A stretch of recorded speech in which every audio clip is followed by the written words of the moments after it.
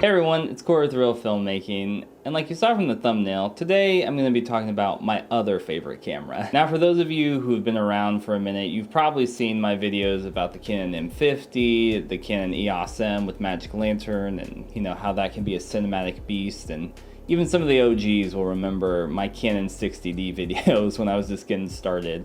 But there's one camera that I don't talk about a ton on this channel, and that is the Pocket 4K. I honestly debated for a while if I should do this video, and that's because there's so many videos about the Blackmagic cameras, you know, particularly the 4K and the 6K. I didn't want to do another one of those like, okay, you know, should you buy the Blackmagic Pocket 4K and 2023? I mean, the answer is yes. Like, it's an amazing camera. Just buy it or don't buy it. There's lots of other amazing cameras. But I thought I'd do a video that was a little bit different. Just kind of me sharing some of my personal experience, kind of like a testimonial, and just, you know, why this camera is so important to me. All right, so story time for a second. After I'd been doing video and video production for a while, for a couple years, you know, I was looking at how I could level up my game. And what I mean by this is I wanted a camera that had more filmmaking, video making centered features. So, you know, I wanted waveforms, I wanted false color, I wanted things like that. And of course, I wanted all these things, you know, with a certain price tag. We always talk about like indie filmmaking and budget filmmaking. Man, it was real budget.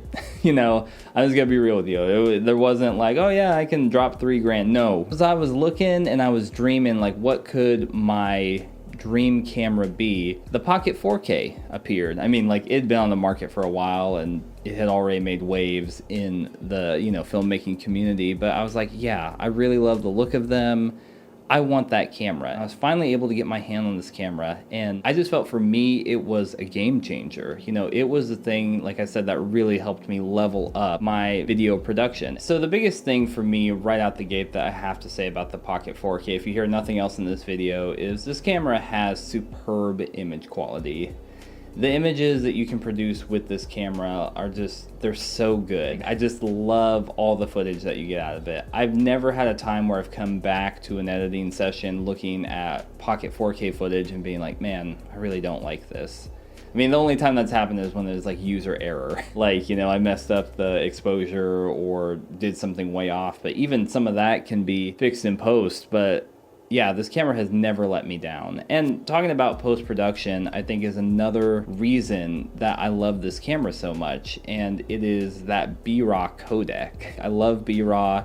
It's such a flexible codec. You can do so much stuff in post-production, make the color grade, the color correction how you want it, and I really love it. It's like one of my favorite codecs to work with. Another big piece of this equation was the price. It was hard when I was first getting into video production and filmmaking to find a camera that could honestly like kind of punch above its weight class, and it wasn't me dropping like $2,000. On the used market, you can find this camera for a steal. Look on eBay, $600, $700, $800. Sometimes you can buy them for like $1,000 with like the whole previous rig people are using. It's crazy. So far I've shared like all the really positive things, the image quality, like all the stuff, but you know, if you look at any video about the Pocket 4K pros and cons, you'll find all the stuff. And, you know, I wanted to mention them. I want this to be more of an honest video. And, you know, it's stuff that I had to figure out, stuff that I had to learn, but there's lots of resources. Shortcomings with the camera, the battery life, we all know. It uses the Canon LP6 batteries from the old DSLRs. It's just not good. You get like 40 minutes of runtime.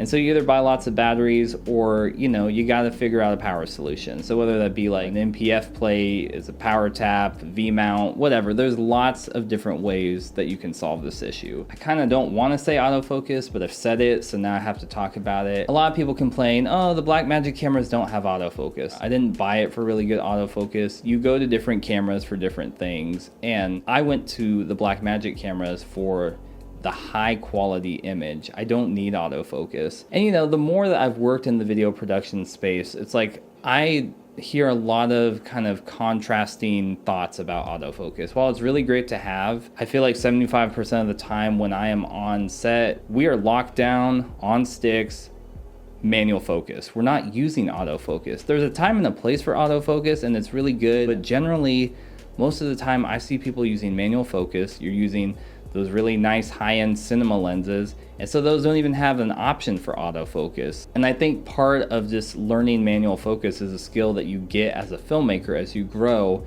you're having more control over everything happening. So along with autofocus, people talk about like you have to rig out this camera to use it. And to a certain point, like I would concede that if you're doing stuff in video production space, professional environment, you're on a set and stuff, there is benefits to having this camera rigged out. And what I mean is like having it on a rail system, having a nice handheld rig, having a shoulder mount. There's a lot of benefits to having, you know, like a V mount and, you know, a matte box and handle, top handle, all that stuff. There's also a lot of people who go and shoot just with like a neck strap or like a simple stabilizer, and they get some amazing footage. That's kind of one of the cool things about this camera, is that it has been out for so long now that so many people have found different ways to use these cameras. And I honestly kind of wonder if that was some of Blackmagic's intention when they put out these pocket cinema cameras that are kind of in like, you know, the mirrorless DSLR body, but they knew some people would rig them out like traditional cinema cameras, and other people would find ways to make them work for their workflow. And then the last one might be the biggest one that people complain about,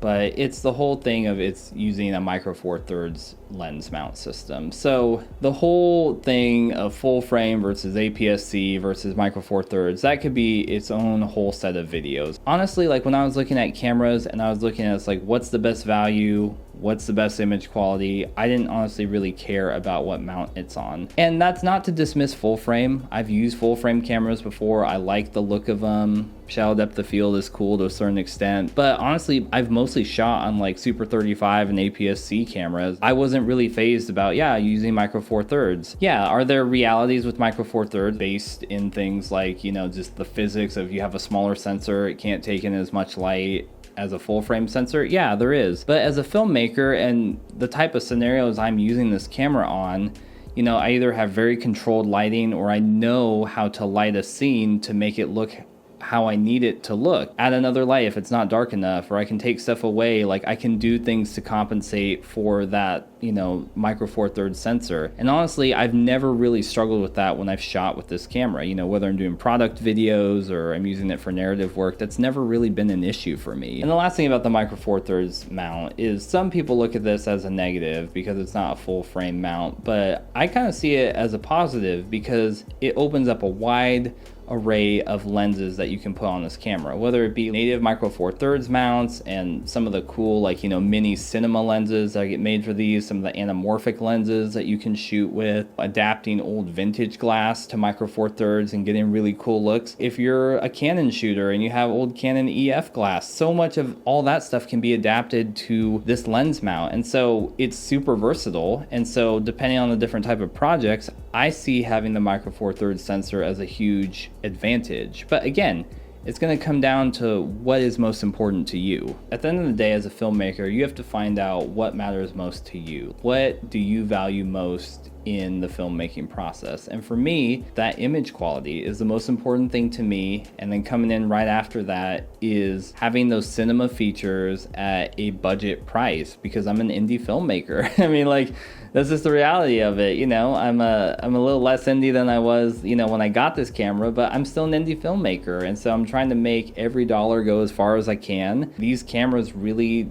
have helped me, again, just level up as a filmmaker. So yeah, the Pocket 4K honestly is a great camera, and I just wanted to do this video because I've done so many videos talking about all the other cameras that I use, and they have their place and they're really incredible and can create some amazing results, but I felt like the Pocket 4K finally deserved its day in the sun. Whether it would be your primary A camera to just get you into the game at the next level, or you're somebody looking for a really solid B camera, like, this can do it. This is an awesome addition to any lineup. So if you have a Pocket 4K or you've shot with one, I want to hear about, you know, your positive experiences. How did it affect you as a filmmaker? Leave me some comments down below. I'd love to hear those stories. And if you enjoyed this video, you found it interesting, make sure to give it a thumbs up and subscribe to Reel Filmmaking for more content coming about cameras, you know, including the Pocket 4K, but cameras, filmmaking, creative process, all that goodness. And until next time, keep making movies and watching movies, and I'll see you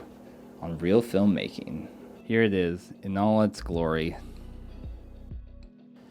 Man, we've been on so many adventures together.